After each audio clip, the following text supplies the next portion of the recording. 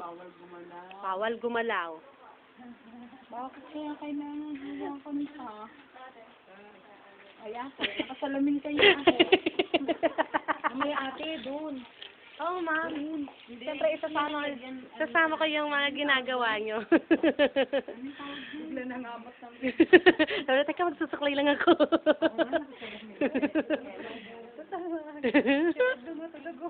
Okay. Ilalagay ko sa sobrang hirap ng paggawa ng ano.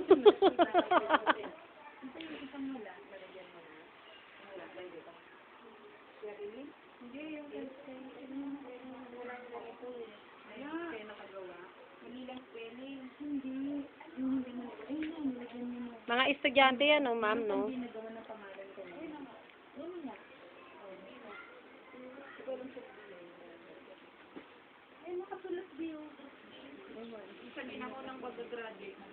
Ano hawak mo, tita? Nakakatuwa naman. Anong group ka? Si Ate Shelo. Ma'am, si po. Kayo na special number. Ha? Tinawag ko kayo, si Ate Shelo magbabasa ng pangalan. Opo. Tapos, ikaw ang magbibigay ng certificate kakami. Opo, ma'am. Sa certificate, walang parent. May pangalan ko kaya yan, ate. Ay, sige.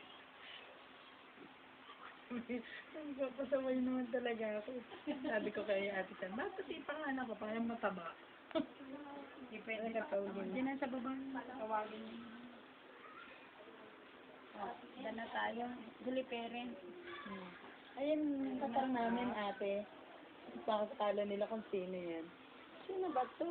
Ako yan, ate. Mataba ko na, no? Dito yan, sa church din yan. Kaya lang hindi pa ganyan ang ayos ng church eh. Yan yung dati ate kayo nung natatanda ko nung hindi pa ganito. Ganda. Yung sa akin dadalahin ko din sa Sunday. Mas mabigat yung kanya eh, saka mas madami. Yung kalak, mas makapal yung ano yun. Hey! Ano.